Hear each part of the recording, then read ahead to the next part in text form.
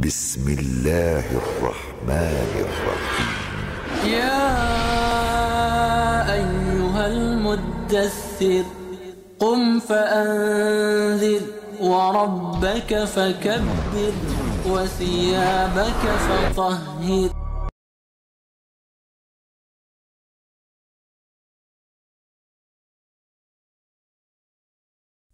Assalamualaikum warahmatullahi wabarakatuh.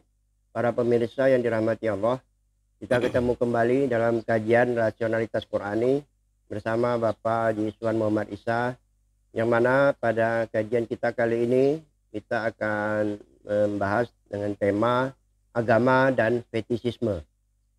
Sudah kita diskusikan pada tema 94 dan 113 yang lalu, di mana imajinasi populer yang murni dapat muncul dari kesadaran manusiawi yang terpisah dari kesadaran ilahi dan kesadaran nabawi. Kesadaran manusiawi otonom ini telah mengubah medium atau tanda yang tadinya sebagai alat untuk memahami realitas justru menjadi realitas itu sendiri. Bagaimana pandangan rasionalitas Qurani terutama ditinjau dari perspektif tanda atau ayat dan pengaruhnya dalam cara beragama? Terima kasih, Ajil. Assalamualaikum warahmatullahi wabarakatuh. Lebih dahulu mungkin yang perlu, ini tema 114 sih Pak Jul ya. Nah, istilah yang tadi yang Pak Jul sebut ini yang jadi bahasan kita, yaitu istilah fetisisme gitu. Nah, ini mungkin agak asing karena istilah budaya. Nah, pertama saya ingin menjelaskan masalah fetis ini gitu. Nah, kata fetis ini sebenarnya berasal dari yang sering digunakan dari Portugis. Ini dia berasal daripada kata fetico.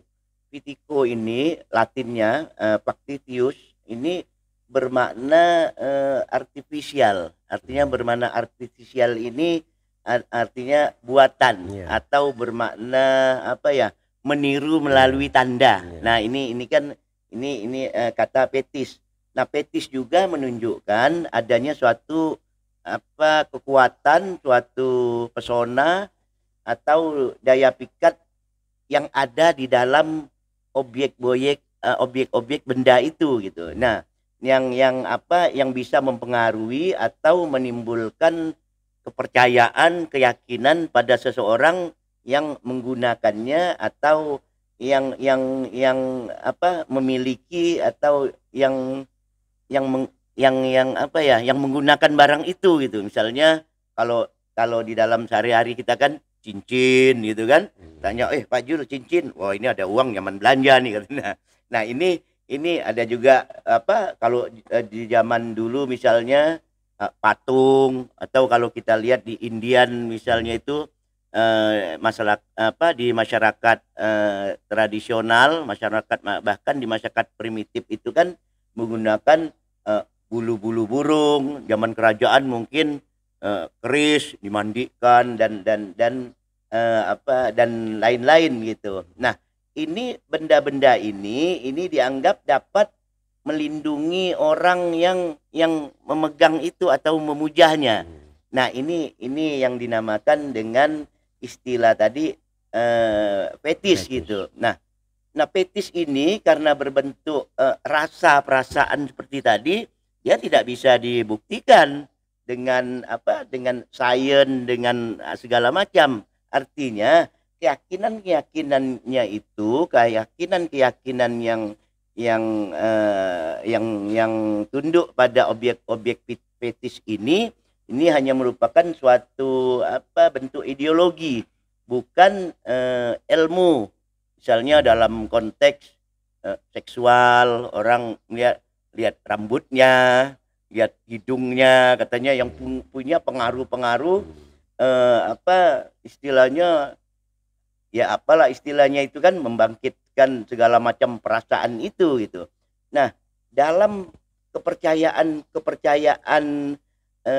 primitif ini banyak juga dijadikan sebagai alat-alat medium untuk berhubungan dengan kekuatan gaib dalam tanda kutip lah, dalam kepercayaan dan keyakinan beragama di dalam masyarakat primitif gitu. Nah ini kata fetish gitu.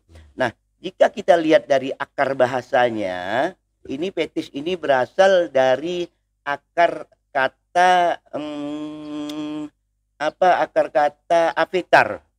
Di dalam bahasa Portugis itu dia akar katanya avetar. Avetar ini yang bermakna merujuk pada suatu makna awal ornamen. Ornamen, terus adanya ornamen, hiasan-hiasan, terus kosmetik. Artinya itu berbentuk tambahan-tambahan daripada sesuatu. Nah ini makna daripada makna awalnya gitu. Nah semua makna-makna ini menunjukkan bahwa yang dijadikan objek fetis ini merujuk pada manipulasi tanda yang seolah-olah di tanda-tanda itu, di benda-benda itu ada kekuatan atau pesona yang dimiliki oleh objek tersebut. Nah ini makna fetis. Dengan kata lain, objek fetis adalah penggunaan tanda-tanda tertentu, terutama pada objek-objek kultural atau objek alam yang seakan-akan menghadirkan suatu kekuatan tertentu, walaupun secara ilmu pengetahuan tidak dapat dibuktikan. Benar demikian, Pak? Ya betul. Oleh sebab itu, kalau kita lihat objek fetis ini kan dapat dikatakan sebagai seperti yang dijelaskan tadi, dia merupakan realitas semu gitu. Nah, realitas semu pseudoscience biasa dikatakan gitu, atau pseudo keyakinan semu.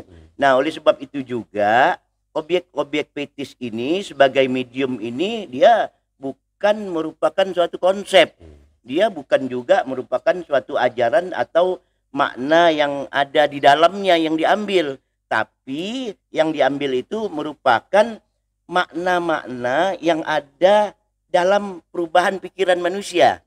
Nah, kalau tanda tadi kan makna yang ada di dalam tanda gitu. Nah, ketika itu dijadikan objek fetis, makna itu berubah, dia ada di dalam perubahan-perubahan pikiran manusia. Bisa di dalam bentuk perubahan pikiran, bisa dalam bentuk perilaku, atau di dalam tanda kutip ya kesadaran palsu gitu. Nah, kenapa kita katakan kesadaran palsu? Karena tadi seperti awal yang saya katakan, dia tidak dapat dibuktikan dengan sains, dengan ilmu gitu, dengan ilmu rasional dan logis itu gitu. Nah, oleh sebab itu dia dikatakan kesadaran palsu kepada orang yang menggunakannya. Misalnya saya pakai akar bahar atau pakai cincin, saya anggap ada kekuatan-kekuatan. Nah, objek-objek fetis ini kalau di dalam agama Islam kita kan ini kan disebut syirik. Nah, syirik ini kan dari kata syaraka. Syaraka itu menyamakan dua hal atau lebih yang berbeda dengan sifat-sifat yang sama gitu. Nah, misalnya pohon bisa menolong segala macam. Nah, ini kan menyamakan sesuatu sifat yang lain gitu. Menyamakan dengan sifat yang sama. Dua hal yang berbeda kita anggap sifat yang sama. Nah, itu makna daripada syaraka gitu. Nah, objek-objek fetis ini selalu ada di dalam sejarah perkembangan manusia, dari masyarakat primitif sampai masyarakat modern, baik di dalam pemikiran individu, kelompok, bahkan pemikiran seperti ini ada di dalam pikiran-pikiran bagaimana kita bernegara dan berbangsa gitu. Nah, pengaruh inilah yang menyebabkan teks-teks, tanda-tanda, termasuklah teks-teks suci di dalam suatu agama ini menimbulkan suatu zan, suatu persangkaan, suatu hal-hal tentang adanya kekuatan-kekuatan yang berbentuk magic. Nah, yang berbentuk magic yang menimbulkan ilusi persangkaan tadi, menimbulkan keyakinan semu, menimbulkan segala macam hingga bisa berkembang kepada keyakinan-keyakinan terhadap superioritas suatu bangsa gitu. Nah, ini dapat kita lihat misalnya pada kasus Hitler terhadap orang Yahudi. Nah ini bahwa Hitler lah suatu ras yang paling hebat, makanya Yahudi harus dihancurkan gitu. Nah, pandangan Barat, tanda kutip ya, Barat kulit putih terhadap Barat kulit hitam gitu. Nah, ini yang mempengaruhi di dalam pemikiran. Nah, pemikiran yang berkembang tadi dengan sejarah-sejarah yang dimulai dari primitive culture, perubahan-perubahan budaya yang ada di dalam fetis-fetis ini. Nah, pada titik-titik tertentu ketika perkembangannya sudah memuncak. Nah, di dalam, kan tadi saya katakan dalam pemikiran manusia. Nah, ini berkembang sehingga kita kenallah dalam pemikiran-pemikiran di dalam pemikiran-pemikiran modern kita kenal dengan nihilistic imagination imajinasi yang merupakan titik nol di dalam orang melihat perkembangan itu gitu, karena di dalam perkembangan itu. Nah, sehingga dalam nihilistik ini sehingga ada pemahaman, ternyata dengan pemahaman tadi, nah ternyata kesimpulannya bahwa sebenarnya tidak ada kebenaran-kebenaran yang sesungguhnya. Kalau dilihat ini semuanya ini dianggapnya objek fetish, artinya semua bisa dikembangkan di dalam pemikiran. Nah, kalau begitu tidak ada hubungannya lagi dengan hukum-hukum moral, dengan hukum-hukum yang diatur oleh Tuhan. Semuanya dapat dijadikan objek fetish dengan pengembangan pemikiran manusia. Nah, ini dimulai yang paling heboh itu gagasan Nietzsche itu. Kita tahu Nietzsche mengeluarkan gagasan, dia katakan semua ini relatif, nisbi, tidak ada hubungannya, sehingga dia mengatakan God is dead, Tuhan sudah mati gitu. Nah, sebenarnya pernyataan Tuhan sudah mati ini adalah cara atau gagasan daripada Nietzsche untuk mengatakan bahwa gagasan tentang Tuhan, tapi dalam konteks di dunia Barat ini tidak lagi mampu untuk berperan sebagai sumber dari semua aturan-aturan moral, sumber daripada semua aturan-aturan teleologi gitu. Kenapa? Karena semuanya itu merupakan objek fetish, artinya semua benda-benda itu, katanya semua benda itu mempunyai kekuatan masing-masing yang dapat merubah pikiran manusia.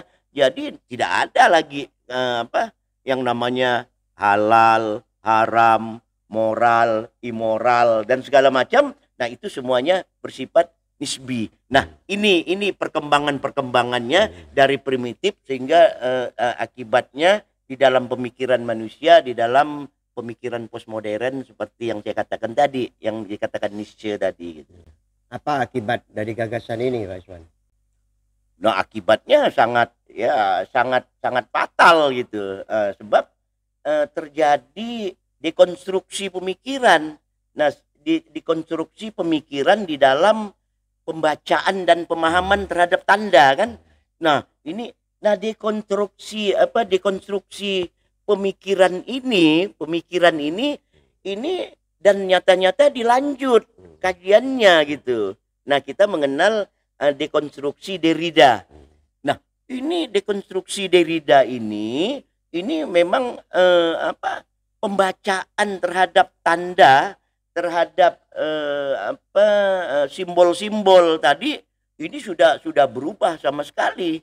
Nah, kalau misalnya kita tahu bahwa tanda ini kan sebenarnya menunjukkan untuk mencari realitas, untuk mencari kebenaran. Nah, menggunakan tanda sebagai medium, tapi pada dekonstruksi Derrida yang tadi saya katakan itu, tanda bukan lagi dia menunjuk pada realitas gitu. Nah, tanda tidak digunakan menunjuk pada realitas, tapi sudah menjadi sesuatu yang berdiri sendiri. Dia terlepas dari realitas awal.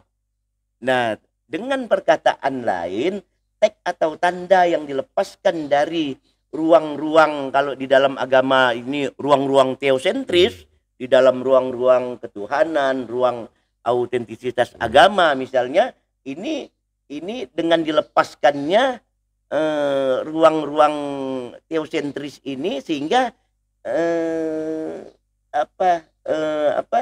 sehingga tanda tadi sudah menjadi realitas akhir. Harusnya dalam ruang-ruang teosentris lah yang menjadi realitas akhir untuk kebenaran, tapi justru tanda itu sendiri yang menjadi realitas akhir. Yang tadi kita katakan tadi, harusnya tanda mencari realitas kebenaran, tapi tanda itu sendiri yang menjadi kebenaran. Nah, di dalam dunia modern ini hasilnya mengarah pada imajinasi konstruktif. Artinya imajinasi dekonstruktif ini adalah bagaimana terjadi pembacaan yang meruntuhkan, yang mencairkan atau membongkar segala bentuk kategori moral. Ini udah mencair. Ini tidak ada lagi karena semuanya dianggap objek-objek fetis tadi. Jadi tidak ada lagi istilahnya oposisi biner. Ada baik, ada buruk, ada hak, ada batil, haram, halal, moral atau amoral, immoral, itu sudah mencair, sudah tidak ada lagi. Nah, termasuklah yang diruntuhkan itu batas-batas antara, kalau di dalam agama, batas-batas antara teks-teks suci dan kehidupan budaya. Jadi objek fetis ini kan tadi menimbulkan budaya kan. Nah, budaya ini sudah dilepaskan dari teks-teks suci, sehingga budaya berkembang dengan sendirinya. Nah, inilah mengapa saat ini kita selalu berbasiskan budaya gitu. Kan banyak pernyataan-pernyataan kalau kita lihat semua itu basisnya budaya. Misalnya ya yang kemarin kita sebutlah NU cabang Kristen. Nah, ini kan basisnya semua yang dilihat ini budaya. Pendeta mengajar di pesantren. Nah, atau orang baca salawat seperti yang kita katakan kemarin, gereja. Harusnya biasa di mana? Masjid. Nah, sekarang sudah di gereja. Nah, ini semuanya basisnya budaya. Sudah tidak berbasis lagi di dalam teologi. Artinya teks yang ada di dalam teologi itu sudah ada dekonstruktif pembacaan gitu. Nah, ini yang kita anggap segalanya berubah, sehingga kalau kita lihat pernyataan akhir, saya nonton YouTube video kemarin, pernyataan akhir daripada Bapak NU kita nih siapa? Pak Said Agil. Nah, Pak Said Agil itu dia nyatakan bahwa dia ngasih contoh-contoh di Arab, di mana kesimpulan pernyataannya itu budayalah yang mengatur agama, bukan agama mengatur budaya gitu. Nah, agama benar, tapi dia harus diatur oleh budaya. Beliau memberi contoh apa katanya? Di Arab agamanya benar. Di videonya itu agamanya benar, tapi kenapa perang terus? Kenapa ribut? Nah, karena budayanya. Nah, jadi kita di Indonesia ini, nah kita buatlah budaya, kalau saya tidak salah memahaminya, itu budayalah yang mengatur agama. Nah, ini pendapat oleh Bapak siapa tadi itu? Said Agil. Said Agil gitu. Nah, pembacaan ala Derrida inilah yang merupakan cikal bakal pembacaan budaya yang tadi kita kenal itu. Dia berbasis budaya dalam pengertian dekonstruksi Derrida. Apa akibatnya? Terjadi semantic extension di dalam pembacaan itu gitu. Nah, sehingga dia menjadi ya cikal bakal, misalnya Muslim liberal itu cikal bakal daripada pembacaan pembacaan berbasis budaya. Nah, terakhir kita di Indonesia apa itu Islam Nusantara. Nah, ini kan artinya pembacaan budaya. Inilah yang disebut sebagai fetisisme modern. Nah, fetisisme modern ya yang terjadi ini semakin mendapat tempat ini dibantu oleh perkembangan sains, dan teknologi. Nah, inilah yang saya katakan tadi, yang kita katakan fetisisme modern. Nah, fetisisme modern itu maksudnya gini. Dulu kalau orang Belanda, orang Inggris ke Eropa atau ke daerah primitif di Indonesia segala macam, orang zaman primitif dulu kan tidak pakai baju.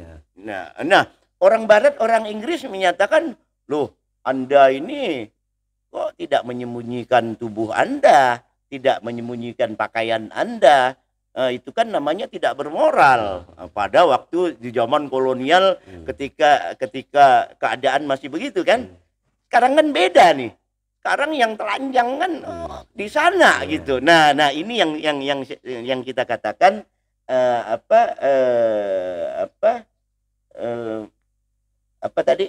fetisisme modern. Nah, ini artinya akibatnya sangat fatal di dalam kehidupan, termasuklah dalam kehidupan beragama. Dalam konteks objek fetis bisa menghadirkan suatu kekuatan. Apakah dalam kehidupan beragama umat Islam ada praktek-praktek fetisisme primitif maupun fetisisme modern? Nah, kalau itu mungkin perlu kita sampaikan dulu Pak Julia, bahwa fetisisme ini termasuk juga bentuk umum daripada apa yang kita bahas kemarin, yang kita katakan imajinasi populer. Jadi imajinasi populer itu sudah kita bahas di tema 113 gitu.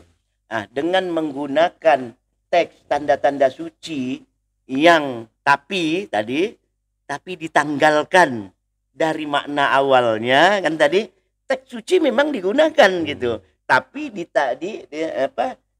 menggunakan tapi ditanggalkan dari makna yang ada di dalam fungsi tekstual itu. Nah, ini ditanggalkan. Nah, ditanggalkan jadi tidak dilihat lagi itu sebagai suatu pesan ilahi, tapi di dalam objek-objek itu diisi dengan hal-hal yang bersifat imajinasi magic. Di dalam hal imajinasi magic, atau ada daya-daya kekuatan pesona yang dianggap yang dimiliki oleh objek itu gitu. Nah, ini yang dimaksudkan dengan istilah fetisisme itu tadi. Nah, tanda-tanda yang asalnya tadi ini sebenarnya untuk mencari sebagai medium daripada pesan ilahi untuk mencari suatu kebenaran, sekarang digunakan untuk suatu keyakinan yang berbeda, bukan untuk keyakinan awal daripada pembacaan teks ini gitu. Misalnya tadi Pak Jul katakan dalam praktek-praktek kaum muslimin ada atau ya ada, misalnya Al-Quran yang kecil itu kecil-kecil kan dibungkus di pakai jimat kain kuning, jadikan kalung atau masukkan sini, kita tanya apa? Nah, untuk jaga-jaga saja, ini kan? Atau huruf-huruf raja. Nah, ini dibuat ini dianggap mampu untuk melindungi untuk melindungi diri kita. Bahkan untuk apa? Ini untuk mudahkan nyari rezeki, atau kalau kita kerja pegawai ya kali-kali bos senang sama kita naik pangkat. Nah, ini tanpa terasa ini ada di dalam bahkan bukan dalam Islam, dalam setiap kehidupan beragama ini nilai-nilai fetisisme ini ada gitu. Nah, ini yang di dalam kehidupan modern.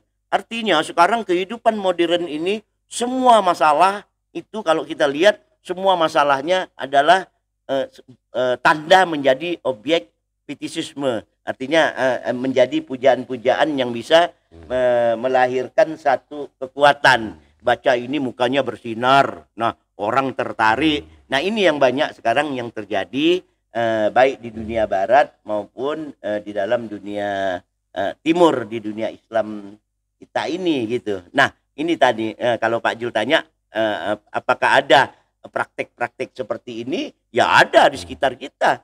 Nah, itu ada gitu. Pak Jul misalnya naik motor tabrakan terus enggak luka gitu. Kebetulan di kantong Pak Jul ada surat Yasin. Untung ada surat Yasin nih aku bawa. Kenapa? Tadi aku jatuh enggak apa-apa kan. Nah, ini untuk memahami ini semua ini namanya objek fetis gitu. Ya. Melihat apa yang ada di masyarakat, mungkin termasuk diri kita, ada anggapan atau keyakinan apa yang telah diajarkan guru kita masing-masing atau aliran dalam pemikiran agama yang kita yakin, itulah kebenaran final yang harus kita pertahankan dengan segala cara. Bagaimana menurut pandangan rasionalitas Qurani dalam hubungannya dengan penjelasan objek-objek fetis? Apakah sikap demikian tergolong juga sebagai fetisisme? Nah, kalau tadi Pak Jul katakan kita ini kan kadang cenderung untuk mempertahankan apa yang sudah kita dapat masa lalu dengan guru-guru kita atau dengan ulama-ulama kita. Pak Jul belajar di A, saya belajar di B. Memang ada kecenderungan kita mati-matian untuk mempertahankan apa yang sudah kita dapat gitu. Nah, kalau tadi kita katakan apakah ini termasuk objek fetis? Nah, saya tidak mengatakan begitulah. Tapi kalau kita lihat, kalau pembelaan kita sampai sudah pada pembelaan yang sudah tidak melihat lagi, walaupun kebenaran sudah disampaikan, alasan logis, tapi kita tetap membela keyakinan kita yang kita ambil berdasarkan daripada individu-individu. Artinya individu ini ya yang mengajarkan aliran pemikiran. Kan banyak nih aliran-aliran di dalam kita kan yang asalnya dibawa oleh individu. Nah, itu saya kira itu adalah suatu fetis juga. Individu itu kita jadikan objek fetis. Kenapa? Karena itulah yang menyebabkan kita kuat mempertahankannya, menganggap itu yang paling benar gitu. Nah, jadi untuk menjawab ini sebenarnya kita harus mengetahui dulu bahwa kebenaran itu sesungguhnya bukan berasal dari pemikiran yang ada di dalam diri manusia, bukan pemikiran manusia, tapi kebenaran itu ada di luar pemikiran manusia, ya kan? Bukan pada individu, tapi pada hal-hal yang ada di luar pemikiran manusia. Nah, kebenaran yang ada di luar pemikiran manusia itulah kalau di dalam Al-Quran Allah sebut dengan al-haq, kebenaran al-haq, kebenaran yang pasti benar. Sedangkan kebenaran menurut pemikiran manusia itu biasa digunakan as-sahih. Makanya tidak ada hadis hak, yang adanya hadis sahih. Artinya kebenaran di dalam pemikiran manusia. Nah, kebenaran yang sebenarnya itu ada di dalam al-haq itu gitu. Nah, oleh sebab itu kalau kita lihat, saya pengen mengutip apa yang dikatakan Ali bin Abi Thalib. Nah, ini kita dapat baca mungkin di dalam kitab Ihya Ulumuddin. Ini dikutip oleh Al-Ghazali. Ali bin Abi Thalib mengatakan la ta'rif al-haq birrijal. Janganlah kamu mencari al-haq itu, kebenaran itu pada individu-individu. Nah, tapi kata Ali, a'rif al-haq, carilah kebenarannya itu pada al-haq itu sendiri. Nah, kalau kamu mencari al-haq itu pada kebenarannya itu sendiri, ta'rif ahlahu, niscaya kamu akan tahu nanti akan tahu, akan kenal siapa dan di mana pihak-pihak yang benar itu. Nah, artinya apa yang dikatakan Ali bin Abi Thalib ini, nyari kebenaran itu bukan berdasarkan pemikiran manusia, itu yang namanya as-sahih tadi, tapi carilah kebenaran itu melalui al-haq itu sendiri. Nah, oleh sebab itulah di sini kemarin kita selalu mengatakan bahwa marilah kita menetapkan kriteria, menetapkan apa-apa yang disebut dengan al-haq supaya itu dapat kita jadikan kebenaran bersama. Nah, ini yang mungkin dapat saya jelaskan hubungan antara agama dan fetishisme. Bagaimana menilai tanda-tanda dalam kehidupan baik masyarakat tradisional maupun masyarakat postmodern dan masyarakat yang akan datang ini. Terima kasih Pak Iswan. Demikian para pemirsa yang dirahmati Allah, sebelum kita akhiri ada beberapa hal yang ingin saya disimpulkan. Pertama, perlunya pengembangan ilmu tanda bagi intelektual muslim dan para ulama serta dai sebagai ujung tombak. Hal ini sesuai dengan perintah Allah dalam Al-Quran bagaimana kita harus menyikapi tanda-tanda atau al-ayat. Hal ini diperlukan agar masyarakat tidak terjebak ke dalam fetishisme, pengkultusan dan berbagai mitos yang sudah terlanjur berkembang dalam masyarakat, terutama masyarakat awam. Realitas kebenaran atau al-haq yang sesungguhnya berada di luar pemikiran subjek atau individu, bukan berasal dari dalam pemikiran subjek individu itu sendiri.